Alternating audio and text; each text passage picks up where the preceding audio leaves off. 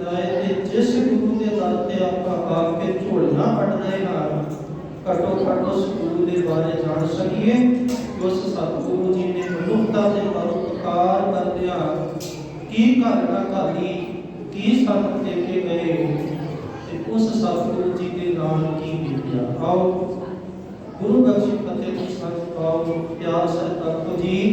वाहिगुरु जी का खालसा, वाहिगुरु जी की फतेह।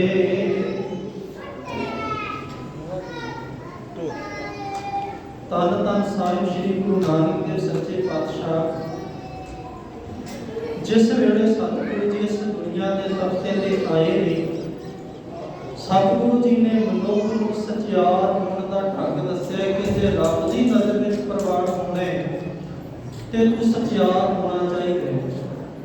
ते सचियार होने वास्ते जिहड़े उन्हां समयां विच ढंग वरते जांदे सी उन्हां नूं सतगुरु जी ने प्रवान नहीं कीता। पहला ढंग वरतिया जांदा सी शरीर की सुचमता, दूसरा ढंग सी मौन धारण कर लेना, तीसरा ढंग सी व्रत आदि रख के मन नूं भुखे रखना। जां इस ढंग दे नाल जिहड़े पदार्थां नूं इकत्तर कर लेना जां व्रत रखना आदि, इन्हां चीज़ां नूं भी सतगुरु जी ने प्रवान नहीं कीता। चौथा ढंग कहंदे बहुत सारा धार्मिक ग्रंथां दा जिहड़ा ओह ज्ञान इकट्ठा कर लईए, सचियार हो जाइए। मेरे धन गुरु नानक देव सच्चे पातशाह जी ने इन्हां चार उन्हां ਦੀਆਂ ਧਾਰਨਾਵਾਂ ਨੂੰ ਪ੍ਰਵਾਨ नहीं कीता। सतगुरु जी कहने लगे सोचै सोच ना हो गई, जे सोची लखार, जिन्ना मर्जी स्नान कर, जिन्नी मर्जी सुचमता रख, पर तेरे बाण दी तन दी सुचमता ने तेनू अंदरों सचियार नहीं होने देना।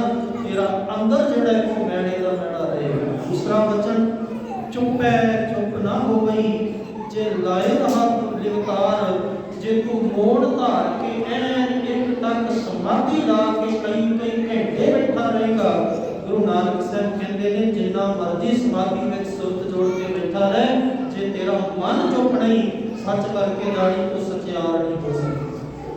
फिर सतगुरु कहते हैं भुखिया भुख ना उतरी, जे बन्ना पुरिया भार, ते जे चाहे पुरिया सारे संसार दा ये पूरे ब्रह्मांड का धन दौलत इकत्तर करके पंडा बन के तेनू दे दिता जाए, कि तेरे मन की भुख तां भी मिटण वाली नहीं, भुख उतरनी नहीं, सचियार किवें होएगा। फिर गुरु साहब जी कहते सारा सियाणपा लख होए तां एक ना चले नाल, गुरु कहते सियाणपा ज्ञान विद्वता दे नाल सचियार होईदा।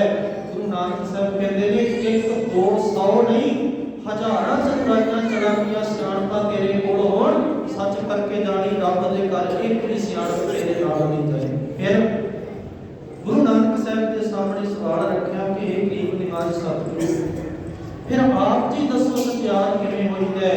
धन गुरु नानक साहब कहते जे पुछदे हो किव सचियारा होई है, पुछदे हो किंज सचियार होई है, किव कूड़ा टुटा पाड़, जे पुछदे हो रब ते आत्मा दे विच, परमात्मा ते आत्मा दे विच बड़ी कंध किवें टुटे, ते गुरु नानक साहब कहते देखो गल है हुक्म रजाई चलना, नानक लिखिया नाल फिर रब दे हुक्म दी रजा नूं सत करके मनना शुरू कर दिया। इस रजा नूं कित्थों तक प्रवान करना है।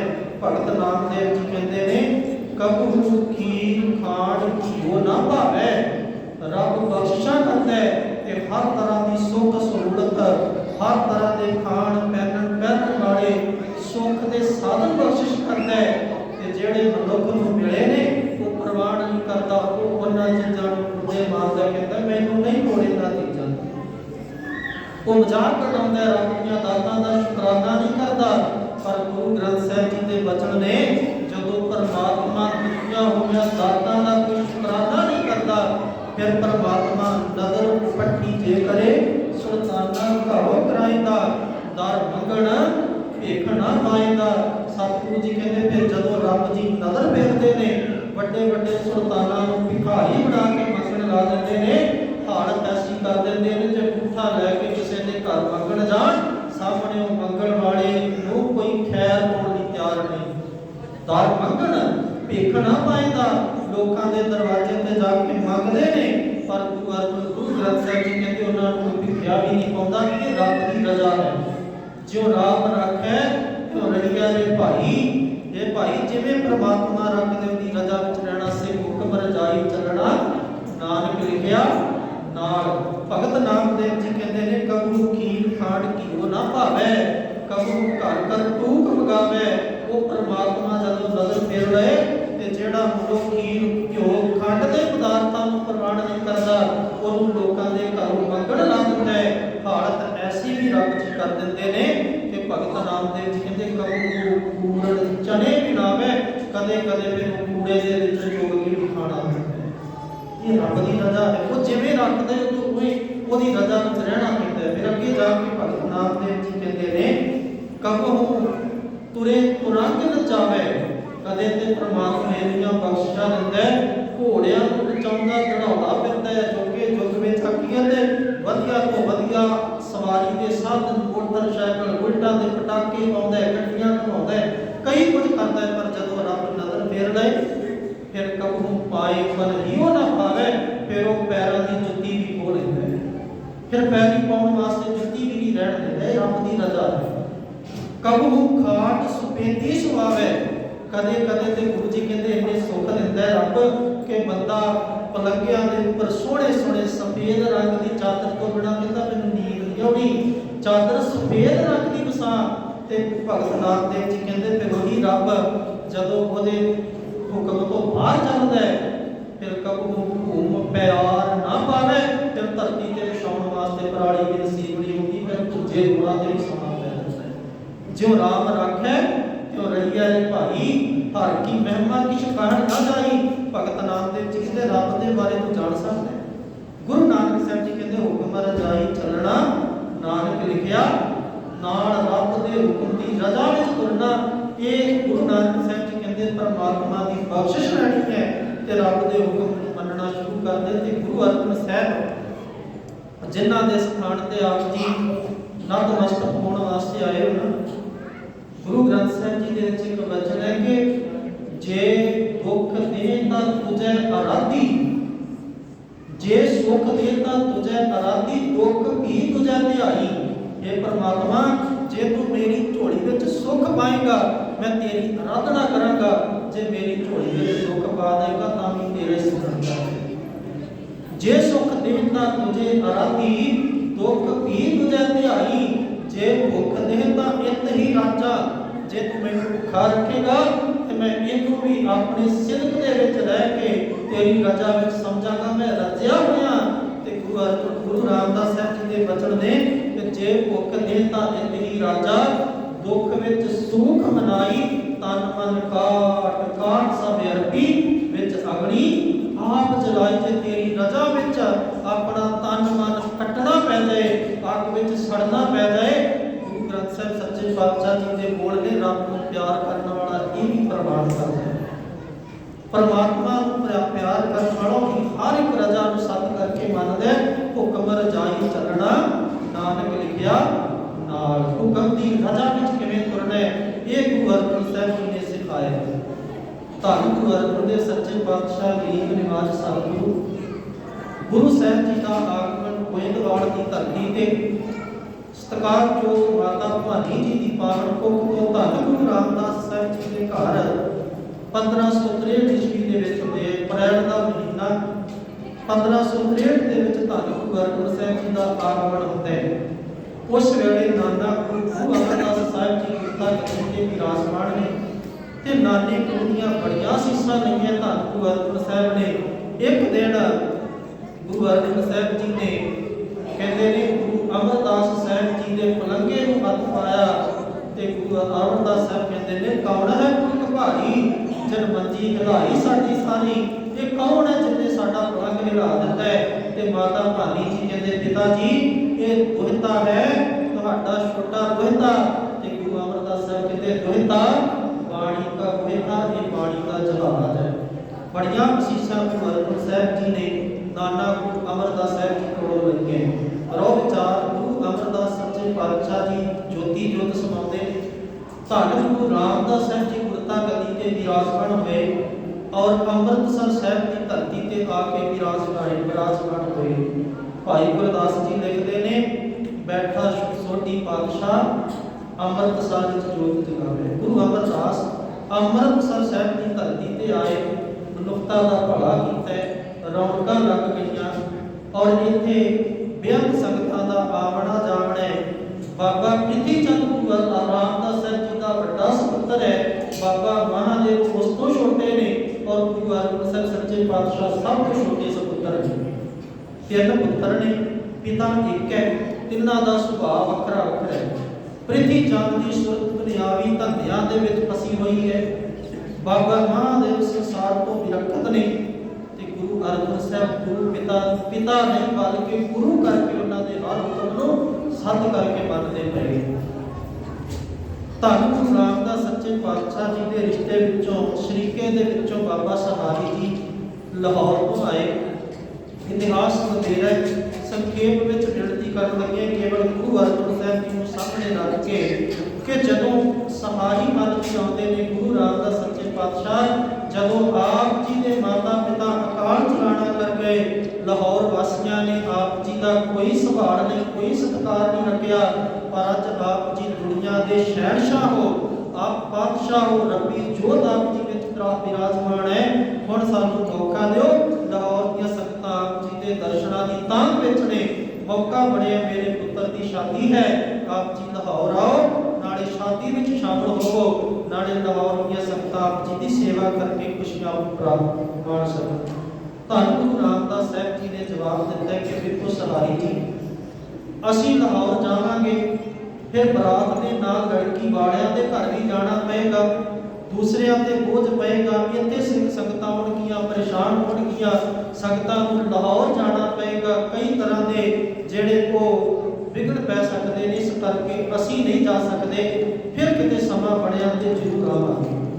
सहारी मन जी कहते किसी पुत्र नूं भेज दिओ ते गुरु रामदास साहिब जी कहते ठीक है। बाबा प्रीति चंद नूं सद्दिआ कि पुत्र जी तुसीं इन्हां दे नाल लाहौर जाओ, इन्हां दे लड़के की शादी विच शामिल होके शादी के कारज संपूर्ण करके वापस आ जाना। ते बाबा प्रीति मन दा जवाब सी कहते तुसीं जदों गुरु नहीं सी बने, तुसीं ते घुंगड़ियां बेच के गुजारे करते रहे, पर अज समा बदल गया है।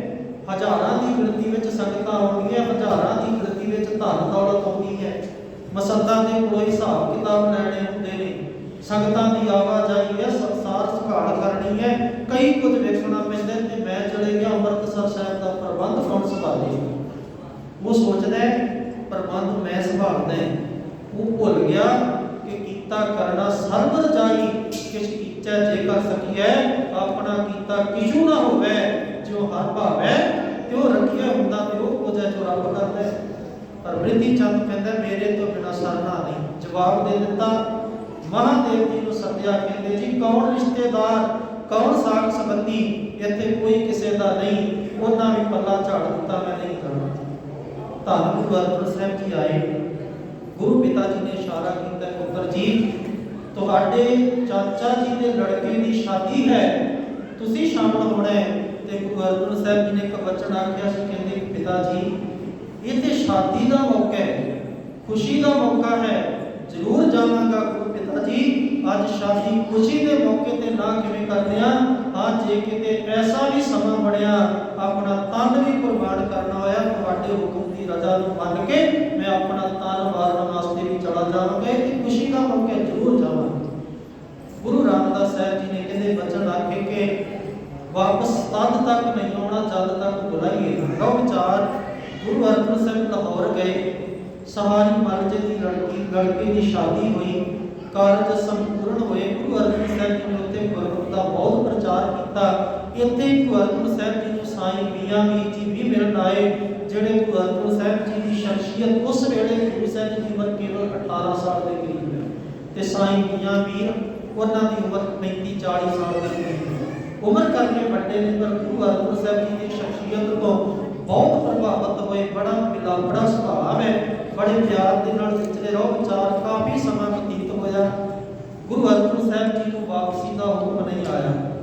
आखिर गुरु अर्जन साहिब जी ने 3 चिट्ठियां लिखियां, जिहड़ियां 2 चिट्ठियां बाबा प्रीति चंद ने कब्जे विच लै लईआं, गुरु पिता तक पहुंचण नहीं दित्तियां, तीसरी चिट्ठी गुरु रामदास साहब जी को मिलती है। उस वे बाबा बुढ़ा साहब जी को भेज के गुरु अर्जुन साहब जी को लाहौर को वापस सद्या जाता है। वापस आए तो गुरु रामदास सच्चे पातशाह जी के दर्शन किए, चरण बसे निहाल हुए गुरु अर्जुन साहब। ते गुरु रामदास साहब जी कहते ने इस चिट्ठी ते 3 अंक है। पहलियां 2 चिट्ठियां सिख कहते जी प्रिथी चंद कोल, ते प्रिथी चंद ने साफ जवाब दे दिता, कहते ते मैं कहता इस कागज को मैं की करना सी, मेरे को कोई चिट्ठियां नहीं। रो विचार गुरु रामदास साहब जी ने सिख को भेज के बाबा प्रिथी चंद के कोल चिट्ठियां मंगाईयां। प्रिथी चंद कहते ते मैं लिखियां ने, ते गुरु रामदास साहब कहते ने फिर एक शब्द होर उच्चारण करते हो ते सच मान लिया जाएगा। बाणी धुर दरगाह की दात है, जिहदे अंदर रब जी ने अपनी रहमत बख्शिश बरताउणी है, ਉਹਦੇ मुखार में तो बाणी निकलेगी ना। गुरु नानक साहब जी कहते ने जैसी मैं आवे खसम की बाणी, तैसड़ा करी ज्ञान वेला लो। ये मेरी अपनी बाणी नहीं, ये ते खसम दी बाणी है, ते कोई मनुख किवें जान जाएगा। गुरु अर्जुन साहब जी वाल इशारा होया, 3 वचन पहला उच्चारण कीते सी कि मेरा मन रुचै गुर दर्शन ताई, बिल्प करे चातुर की न्यायी, भूखा ना उतरै शांत ना आवे, बिन दर्शन संत प्यारे जियो, हऊँ घोड़ी जियो घोड़ घुमाई, गुर दर्शन संत प्यारे जियो। दूसरा वचन सी तेरा मुख सुहावा जियो, सहज धुन बाणी जियो हुआ देखै सारंग पाणी, धन सो देश जहाँ तुम बस्या मेरे सज्जन मीत मरारे जियो, हऊँ घोड़ी हम घोड़ घुमाई, गुर सज्जन मीत मरारे जियो। तीसरा वचन से एक घड़ी ना मिलते ता कालजुग होता, हुण कद मिलिए प्रतुत भगवंता, कोई रहन ना मिलावे नींद ना आवे, बिन देखे गुर दरबारे जियो, हऊँ घोड़ी जियो घोड़ घुमाई, तिस सच्चे गुर दरबारे जियो। ते गुरु रामदास साहब जी की हजूरी विच गुरु अर्जुन साहब जी ने चौथा वचन आख्या, भाग हुआ गुर संत मिलाया, प्रभ अविनाशी घर में पाया, सेव करी पर चसा न विछुड़ा, जन नानक दास तुम्हारे जियो, हऊँ घोड़ी जियो घोड़ घुमाई, जन नानक दास तुम्हारे जियो। बाबा प्रिथी चंद बड़े खगोल बोले। गुरु अर्जुन साहब जी को गुरु रामदास साहब जी ने गुरता गद्दी ते विराजमान करने का वचन कह दिता है कि साडे तो बाद गुरु ये होणगे। ते बाबा प्रिथी चंद भरे दरबार दे विच किन्ने कोने भैड़े वचन बोले होणगे। गुरु रामदास साहब जी को बाणी विच एक शब्द कहना पै गया, काले पूत झगड़त हो संग बाप, जिनके जड़े मटीरे तुम हो, जिन संग झगड़त बाप, जिस धन का तुम गर्व करत हो, सो धन किने ना आप। गुरु रामदास साहब जी दे पुत्रा किहड़ी गल तू पिता नाल झगड़ा करदा है, किहड़ी गल तू उस मां बाप दे नाल झगड़दा है जिन्हें तेनू जम्मिया पालिया वड्डे कीता पढ़ाया लिखाया तेरी संभाल कीती। याद रखी उस माता पिता नाल झगड़ा करना सब तो वड्डा पाप है। ये वचन केवल प्रिथी चंद जी वास्ते नहीं, माफ करियो अज भी गुरु हर एक बच्चे को यह गल कह रहा है, पुत्रा ये अपने माता पिता नाल झगड़ा ना करी, क्योंकि दुनिया के सब तो बड़ा पाप ही यह है जिहड़ा अपने जमण पालण वालियां दे नाल झगड़े करता है। धन गुरु रामदास सच्चे पातशाह जी ने वचन कह दिते कि गुरु अज तो बाद गुरु अर्जुन साहब होणगे। गुरियाई का तिलक बाबा बुढ़ा साहब जी ने दिता है। गुरु अर्जुन साहब जी गुरता गद्दी ते विराजमान हो गए। गुरु रामदास साहब गोइंदवाल की धरती ते वापस गए। उत्थे जाके गुरु रामदास साहब जी ने अपना शरीर छोड़ा त्यागया, ज्योति ज्योत रली संपूर्ण किया राम। गुरु रामदास साहब जी अकाल पुरख के चरणों में जड़े को चले गए। गुरु अर्जुन साहब वापस अमृतसर साहब की धरती ते आए। सेवा संभाल की जिम्मेवारी सतगुरु जी ने निभानी शुरू कर दी। हुण साध संगत ध्यान दिओ, गुरु अर्जुन साहब जी अमृतसर साहब की धरती ते संतोखसर साहब की सेवा कराई है। अमृत सरोवर की सेवा, सचखंड श्री हरमंदर साहब जी की सेवा चल रही है। इसका नींह पत्थर इतिहासकार कहते हैं गुरु अर्जुन साहब जी ने उसे ही साई मियां मीर के कोलों रखवाया जिन्होंने लाहौर में मिल के आए। क्यों? रब्बी बंदगी का मुजस्समा सी साई मियां मीर, रब को प्यार करने वाला ते खुदा की इबादत करने वाला साई मियां मीर, ओदे कोलों गुरु अर्जुन साहब जी ने श्री हरमंदर साहब की नींह रखवाई। हुण साध संगत बाबा प्रिथी चंद के अंदर इन्नी लिखा है। गुरु अर्जुन साहब जी को ਜਦੋਂ ਤੋਂ ਸਤਿਗੁਰੂ ਗੁਰਤਾ ਗੱਦੀ ਤੇ ਵਿਰਾਜਮਾਨ ਹੋਏ ਉਦੋਂ ਤੋਂ ਹੀ ਗੁਰੂ ਘਰ ਦੇ ਦੋਖੀਆਂ ਨੇ ਤਪਾਉਣਾ ਸ਼ੁਰੂ ਕਰ ਦਿੱਤਾ। ਤੱਤੀ ਲੋਹ ਦੇ ਅਖੀਰ ਹੈ ਸਤਿਗੁਰੂ ਜੀ ਨੂੰ ਤਪਾਉਣ ਦਾ, ਗੁਰੂ ਨੂੰ ਤਪਾਉਣ ਦਾ ਯਤਨ ਉਸੇ ਦਿਨ ਹੀ ਸ਼ੁਰੂ ਕਰਤਾ ਸੀ ਜਿਸ ਦਿਨ ਸਤਿਗੁਰੂ ਗੁਰਤਾ ਗੱਦੀ ਤੇ ਵਿਰਾਜਮਾਨ ਹੋਏ। ਪ੍ਰਿਥੀ ਚੰਦ ਦੇ ਅੰਦਰ ਏਡੀ ਈਰਖਾ ਸੀ, ਇਹਨੇ ਕੀ ਕਰਨਾ ਹੈ। ਜਿਹੜੀ ਸੰਗਤ ਆਉਂਦੀ, ਕਿਉਂਕਿ ਮਸਤਾਨੇ ਦੇ ਵਸ ਵਿੱਚ ਸੀ, ਸੰਗਤਾਂ ਨੂੰ ਪ੍ਰੇਰ ਕੇ ਉਹਨਾਂ ਦੇ ਕੋਲੋਂ ਧਨ ਦੌਲਤ ਭੇਟਾਵਾਂ ਆਪ ਲੈ ਲੈਂਦਾ ਸੀ ਤੇ ਲੰਗਰ ਛਕਣ ਵਾਸਤੇ ਗੁਰੂ ਅਰਜਨ ਸਾਹਿਬ ਜੀ ਦੇ ਘਰ ਭੇਜ ਦਿੰਦਾ ਸੀ ਲੰਗਰ ਉੱਥੋਂ ਛਕੋ। ਸਮਾਂ ਐਸਾ ਵੀ ਆਇਆ ਗੁਰੂ ਘਰ ਦੇ ਵਿੱਚ ਕਿ ਲੰਗਰ ਮਸਤਾਨੇ ਹੋ ਗਏ। ਗੁਰੂ ਘਰ ਦੇ ਅੱਜ ਦੇ ਸਤਿਗੁਰੂ ਦੇ ਘਰ ਕਿਸੇ ਚੀਜ਼ ਦੀ ਕਮੀ ਨਹੀਂ, ਪਰ ਗੁਰੂ ਅਰਜਨ ਸਾਹਿਬ ਜੀ ਦੇ ਜੀਵਨ ਕਾਲ ਵਿੱਚ ਇੱਕ ਐਸਾ ਸਮਾਂ ਆਇਆ ਜਦੋਂ ਛੋਲਿਆਂ ਦੀਆਂ ਮਿੱਸੀਆਂ ਰੋਟੀਆਂ ਖਾ ਕੇ ਵੀ ਗੁਜ਼ਾਰੇ ਕਰਨੇ ਪਏ। ਸਤਿਗੁਰੂ ਨੇ ਸਾਰਾ ਕੁਝ ਜੀਵਨ ਵਿੱਚ ਹੰਢਾ ਕੇ ਵਿਖਾਇਆ ਕਿ ਸਿੱਖਾ, ਜੇ ਭੁੱਖ ਦੇ ਤਾਂ ਇੰਤ ਹੀ ਰਾਜਾ, ਜੇ ਰੱਬ ਭੁੱਖ ਦਾ ਦੁੱਖ ਵੀ ਦੇਵੇ ਤੇ ਉਹਦੇ ਚਰਨਾਂ ਵਿੱਚ ਇੱਕ ਅਰਦਾਸ ਕਰ, ਰੱਬ ਜੀ ਕੇਤਿਆਂ ਦੁੱਖ ਭੂਖ ਸਦ ਮਾਰ, ਇਹ ਦਾਤ ਤੇਰੀ ਦਾ ਤਾਰਣਾ, ਇਹ ਵੀ ਤੇਰੀ ਦਾਤ ਹੈ। ਤੇ ਧੰਨ ਗੁਰੂ ਅਰਜਨ ਸਾਹਿਬ ਸੱਚੇ ਪਾਤਸ਼ਾਹ ਇਸ ਸਮੇਂ ਦੇ ਵਿੱਚੋਂ ਵੀ ਲੰਘੇ ਕਿ ਜਦੋਂ ਛੋਲਿਆਂ ਦੇ ਮਿੱਸੇ ਪ੍ਰਸ਼ਾਦੇ ਛਕ ਕੇ ਸੰਗਤਾਂ ਜਿਹੜੀਆਂ ਗੁਜ਼ਾਰਾ ਕਰਦੀਆਂ, ਗੁਰੂ ਅਰਜਨ ਸਾਹਿਬ ਵੀ ਤੇ ਕਈ ਵਾਰ 2 ਦਿਨ ਵੀ ਲੰਘ ਜਾਂਦੇ ਸੀ ਪ੍ਰਸ਼ਾਦੇ।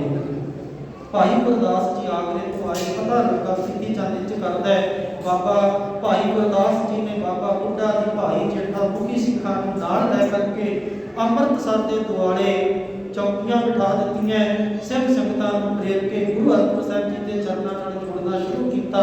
ਸਮਾਂ ਬਦਲਿਆ, ਗੁਰੂ ਘਰ ਦੀ ਮਹਿਮਾ ਵਧੀ। ਸਮਾਂ ਐਸਾ ਵੀ ਬਣਿਆ, ਧੰਨ ਗੁਰੂ ਅਰਜਨ ਦੇਵ ਸੱਚੇ ਪਾਤਸ਼ਾਹ ਘਰੋਗੀ ਜਿਹੜੀ ਈਰਖਾ ਸੀ, ਜਿਹੜਾ ਘਰੇਲੂ ਕਲੇਸ਼ ਸੀ, ਉਹਦੇ ਤੋਂ ਬਚਣ ਵਾਸਤੇ, ਕਿਉਂਕਿ ਜਿੰਨੇ ਵੱਡੀਆਂ ਬੁਲੰਦੀਆਂ ਨੂੰ ਪ੍ਰਾਪਤ ਕਰਨਾ ਹੈ ਉਹ ਘਰ ਪਰਿਵਾਰ ਦੇ ਕਲੇਸ਼ ਤੋਂ ਉੱਪਰ ਉੱਠ ਕੇ ਕੰਮ ਕਰਦਾ ਹੈ। ਮਾਫ ਕਰਿਓ, ਜਿਹੜਾ ਆਪਣੇ ਘਰੇਲੂ ਕਲੇਸ਼ ਵਿੱਚ ਰੁੱਝ ਜਾਏ ਉਹ ਕਦੇ ਦੁਨੀਆ ਤੇ ਕਾਮਯਾਬ ਨਹੀਂ ਹੋ ਸਕਦਾ। ਜਿਸੇ ਇੱਕ ਕੌਮ ਦਾ ਦੁਖਾਰ ਇਹ ਹੈ ਕਿ ਅਸੀਂ ਆਪਣੀਆਂ ਘਰੇਲੂ ਲੜਾਈਆਂ 'ਚ ਇੰਨੇ ਰੁੱਝੇ ਪਏ ਹਾਂ ਕਿ ਅਸੀਂ ਸਿੱਖੀ ਦੇ ਪ੍ਰਚਾਰ ਪ੍ਰਸਾਰ ਵਾਸਤੇ ਇੰਨੇ ਯਤਨਸ਼ੀਲ ਨਹੀਂ ਹੋ ਸਕ ਰਹੇ ਕਿ ਜਿੰਨੇ ਹੋਣਾ ਚਾਹੀਦਾ ਸੀ, ਕਿਉਂਕਿ ਸਾਡੀਆਂ ਆਪਣੀਆਂ ਘਰੇਲੂ ਲੜਾਈਆਂ ਖਤਮ ਨਹੀਂ ਹੋ ਰਹੀਆਂ। ਤੇ ਗੁਰੂ ਅਰਜਨ ਸਾਹਿਬ ਜੀ ਨੇ ਮਨ 'ਚ ਵਿਚਾਰਿਆ ਕਿ ਜੇ ਘਰ ਦੇ ਕਲੇਸ਼ ਵਿੱਚ ਪਏ ਰਹੇ ਤੇ ਗੁਰਮਤਿ ਦਾ ਪ੍ਰਚਾਰ ਪ੍ਰਸਾਰ ਨਹੀਂ ਹੋ ਸਕੇਗਾ। ਸਤਿਗੁਰੂ ਗੁਰੂ ਕੀ ਵਡਾਲੀ ਪਹੁੰਚ ਗਈ। ਇੱਥੇ ਗੁਰੂ ਹਰਗੋਬਿੰਦ ਸਾਹਿਬ ਜੀ ਦਾ ਆਗਮਨ ਹੋਇਆ ਤੇ ਧੰਨ ਗੁਰੂ ਹਰਗੋਬਿੰਦ ਸਾਹਿਬ ਸੱਚੇ ਪਾਤਸ਼ਾਹ ਜੀ ਦੇ ਆਗਮਨ ਦੀ ਜਿੱਥੇ ਸਿੱਖ ਸੰਗਤਾਂ ਵਿੱਚ ਖੁਸ਼ੀ ਮਨਾਈ ਜਾ ਰਹੀ ਸੀ, ਉੱਥੇ ਅੰਮ੍ਰਿਤਸਰ ਦੀ ਧਰਤੀ ਤੇ ਕੈਸਾ ਵੀ ਘਰ ਸੀ ਜਿੱਥੇ ਸੋਗ ਪੈ ਗਿਆ ਸੀ। ਉਹ ਘਰ ਸੀ ਬਾਬਾ ਪ੍ਰਿਥੀ ਚੰਦ ਦਾ ਤੇ ਬੀਬੀ ਕਰਮੋ ਉਹਦੀ ਪਤਨੀ। ਕਿਉਂ? ਇਹਨਾਂ ਦੇ ਮਨ ਵਿੱਚ ਇੱਕ ਖਿਆਲ ਸੀ ਗੁਰੂ ਅਰਜਨ ਸਾਹਿਬ ਦੇ ਘਰ ਕੋਈ ਔਲਾਦ ਨਹੀਂ। ਗੁਰੂ ਅਰਜਨ ਸਾਹਿਬ ਜੀ ਦੀ ਸ਼ਾਦੀ ਤੋਂ 16 ਸਾਲ ਬਾਅਦ ਧੰਨ ਗੁਰੂ ਅਰਜਨ ਸਾਹਿਬ ਜੀ ਦੇ ਘਰ ਗੁਰੂ ਹਰਗੋਬਿੰਦ ਸਾਹਿਬ ਜੀ ਦਾ ਆਗਮਨ ਹੋਇਆ। ਰੋਹ 4 ਧੰਨ ਗੁਰੂ ਅਰਜਨ ਦੇਵ ਸੱਚੇ ਪਾਤਸ਼ਾਹ ਜੀ ਘਰ ਗੁਰੂ ਹਰਗੋਬਿੰਦ ਸਾਹਿਬ ਜੀ ਦਾ ਆਗਮਨ ਹੋਇਆ ਤੇ ਸਤਿਗੁਰੂ ਨੂੰ ਤਪਾਉਣ ਦੇ ਜਿਹੜੇ ਯਤਨ ਪ੍ਰਿਥੀ ਚੰਦ ਵੱਲੋਂ ਕੀਤੇ ਜਾ ਰਹੇ ਨੇ, ਸਭ ਤੋਂ ਪਹਿਲਾਂ ਇੱਕ ਦਾਈ ਨੂੰ ਧਨ ਦਾ ਲਾਲਚ ਦਿੱਤਾ ਹੈ ਕਿ ਤੂੰ ਹਰਗੋਬਿੰਦ ਸਾਹਿਬ ਨੂੰ ਜ਼ਹਿਰ ਦੇ ਕੇ ਖਤਮ ਕਰ ਦੇ। ਦਾਈ ਗਈ, ਤਨ ਨੂੰ ਜ਼ਹਿਰ ਲਾ ਕੇ ਦੁੱਧ ਪਿਆਉਣ ਦਾ ਯਤਨ ਕਰਦੀ ਹੈ। ਗੁਰੂ ਹਰਗੋਬਿੰਦ ਸਾਹਿਬ ਜੀ ਦਾ ਵਾਲ ਵਿੰਗਾ ਨਹੀਂ ਹੋਇਆ, ਦਾਈ ਤੜਪ ਤੜਪ ਕੇ ਮਰ ਗਈ। ਦੂਸਰਾ ਯਤਨ ਕੀਤਾ, ਇੱਕ ਸੁਨੇਰੇ ਨੂੰ ਭੇਜਦਾ ਹੈ, ਬੱਚੇ ਖੇਡਦੇ ਹੋਣਗੇ, ਸਭ ਛੱਡ ਨਹੀਂ, ਸਭ ਹਰਗੋਬਿੰਦ ਸਾਹਿਬ ਨੂੰ ਡੰਗ ਮਾਰੇਗਾ, ਉਹਦੀ ਮੌਤ ਹੋ ਜਾਏਗੀ ਤੇ ਸਾਡੇ ਘਰ ਦੇ ਵਿੱਚ ਖੁਸ਼ੀਆਂ ਆਉਣਗੀਆਂ ਤੇ ਤੈਨੂੰ ਮਨ ਭਾਉਂਦਾ ਧਨ ਦਿੱਤਾ ਜਾਏਗਾ। ਸੁਨੇਰਾ ਗਿਆ, ਸਭ ਛੱਡਿਆ। ਗੁਰੂ ਹਰਗੋਬਿੰਦ ਸਾਹਿਬ ਨੇ ਉਸ ਸੱਪ ਦੀ ਸਿਰੀ ਨੂੰ ਕੁੱਤੇ ਨਾਲ ਇੰਨਾ ਕੁ ਜ਼ਿਆਦਾ ਮਸਲਿਆ, ਸੱਪ ਦੀ ਮੌਤ ਹੋ ਗਈ। ਗੁਰੂ ਹਰਗੋਬਿੰਦ ਸਾਹਿਬ ਦਾ ਵਾਲ ਵਿਗਾੜ ਹੋ ਗਿਆ। ਇਹ ਤਪਾਉਣ ਦੇ ਯਤਨ ਹੀ ਸੀ ਨਾ। ਅਸੀਂ ਵੀ ਬੱਚਿਆਂ ਵਾਲੇ ਹਾਂ, ਸਾਡੇ ਪਰਿਵਾਰ ਦਾ ਹੀ ਕੋਈ ਜੀ ਸਾਡੇ ਬੱਚੇ ਨੂੰ ਝਿੜਕੇ, ਮਾਫ ਕਰਿਓ, ਅਸੀਂ ਕਿੰਨੇ ਕਿਉਂ ਝਿੜਕਦੇ ਸਾਡੇ ਬੱਚੇ ਨੂੰ, ਤੇ ਗੁਰੂ ਅਰਜਨ ਸਾਹਿਬ ਦੇ ਪੁੱਤਰ ਨੂੰ ਤੇ ਮਾਰਨ ਦੇ ਯਤਨ ਕੀਤੇ ਜਾਵੇ। ਕਿੱਡਾ ਦੁੱਖ ਹੈ। ਫਿਰ ਤੀਸਰਾ ਇੱਕ ਹੱਲਾ ਕੀਤਾ ਗਿਆ। ਇੱਕ ਬ੍ਰਾਹਮਣ ਹੈ ਜਿਹੜਾ ਗੁਰੂ ਘਰ ਦੇ ਵਿੱਚ ਰਸੋਈਏ ਦੀ ਡਿਊਟੀ ਕਰਦਾ ਹੈ। ਪ੍ਰਿਥੀ ਚੰਦ ਨੇ ਉਹਨੂੰ ਬਹੁਤ ਸਾਰੇ ਧਨ ਦਾ ਲਾਲਚ ਦੇ ਕੇ ਆਖਿਆ, ਤੂੰ ਹਰਗੋਬਿੰਦ ਸਾਹਿਬ ਨੂੰ ਦਹੀਂ ਵਿੱਚ ਜ਼ਹਿਰ ਪਾ ਕੇ ਖਵਾ ਦੇ, ਜਿੰਨਾ ਧਨ ਕਹੇਗਾ ਤੇਰਾ ਘਰ ਭਰ ਦਿਆਂਗਾ, ਪਰ ਮੈਂ ਖੂਹ ਬਣ ਕੇ ਬੈਠਾਂਗਾ ਤੇ ਤੇਰੀ ਹਰ ਇੱਕ ਮਨ ਦੀ ਮੁਰਾਦ ਪੂਰੀ ਕੀਤੀ ਦਿੱਤੀ ਜਾਏਗੀ। ਬ੍ਰਾਹਮਣ ਗਿਆ, ਦਹੀਂ ਦੇ ਵਿੱਚ ਜ਼ਹਿਰ ਮਿਲਾ ਕੇ ਖਾਣ ਦਾ ਯਤਨ ਕੀਤਾ ਹੈ। ਗੁਰੂ ਹਰਗੋਬਿੰਦ ਸਾਹਿਬ ਜੀ ਨੇ ਉਹ ਦਹੀਂ ਨਹੀਂ ਖਾਧਾ, ਚੀਕ ਮਾਰੀ, ਪਰਿਵਾਰ ਇਕੱਠਾ ਹੋਇਆ। ਗੁਰੂ ਹਰਗੋਬਿੰਦ ਸਾਹਿਬ ਜੀ ਨੇ ਪੁੱਛਿਆ ਕੀ ਕਾਰਨ? ਬ੍ਰਾਹਮਣ ਕਹਿੰਦੇ ਜੀ ਦਹੀਂ ਖਵਾਉਂਦੇ ਖਾਂਦੇ ਨਹੀਂ। ਕਹਿੰਦੇ ਉਹ ਦਹੀਂ ਜਦੋਂ ਇੱਕ ਕੁੱਤੇ ਗਾੜੀ ਰੱਖਿਆ ਗਿਆ, ਦਹੀਂ ਕੁੱਤੇ ਨੇ ਖਾਧਾ, ਉਸੇ ਵੇਲੇ ਤੜਪ ਕੇ ਮਰ ਗਿਆ। ਉਸ ਬ੍ਰਾਹਮਣ ਦੇ ਮਨ ਵਿੱਚ ਡਰ ਪੈਦਾ ਹੋ ਕੇ ਇੱਕਦਮ ਪੇਟ ਦੇ ਵਿੱਚ ਸੂਲ ਉੱਠੀ, ਤੜਪਦਾ ਤੜਪਦਾ ਧਰਤੀ ਤੇ ਡਿੱਗਾ ਤੇ ਮਰਦਾ ਮਰਦਾ ਇੱਕ ਗੱਲ ਕਹਿ ਗਿਆ, ਇਹ ਸਾਰਾ ਕੁਝ ਕਰਨ ਵਾਸਤੇ ਮੈਨੂੰ ਪ੍ਰਿਥੀ ਚੰਦ ਨੇ ਆਖਿਆ। ਗੁਰੂ ਅਰਜਨ ਸਾਹਿਬ ਜੀ ਕਹਿੰਦੇ ਲੇਪ ਨਾ ਲਾਗੋ ਤਿਲ ਕਾ ਮੂਲ, ਦੁਸ਼ਟ ਬ੍ਰਾਹਮਣ ਮੁਆ ਹੋਏ ਕੇ ਸੂਲ। ਸਤਿਗੁਰੂ ਜੀ ਕਹਿੰਦੇ ਦੁਸ਼ਟ ਬ੍ਰਾਹਮਣ ਪੇਟ ਦੇ ਸੂਲ ਨਾਲ ਮਰ ਗਿਆ, ਮੇਰੇ ਪੁੱਤਰ ਨੂੰ ਤਿੰਨ ਮਾਤਰ ਦੁੱਖ ਨਹੀਂ ਲੱਗਿਆ। ਤੇ ਸਿੱਖਾਂ ਨੇ ਆਖਿਆ ਸਤਿਗੁਰੂ ਹੁਣ ਤੇ ਹੱਦ ਹੋ ਗਈ, ਇੰਨਾ ਤੁਹਾਡੇ ਨਾਲ ਈਰਖਾ ਇੰਨੀ ਨਫ਼ਰਤ ਏਡਾ ਮੈਂ ਛੋਟੇ ਜਿਹੇ ਬੱਚੇ ਨੂੰ ਮਾਰਨ ਦੇ ਯਤਨ। ਸਤਿਗੁਰੂ ਕੋਈ ਤੇ ਬਚਨ ਆਖੋ, ਕੁਝ ਤੇ ਉਹਦੇ ਖਿਲਾਫ ਦੱਸੋ ਕੀ ਉਹਦੇ ਨਾਲ ਕਰੀਏ।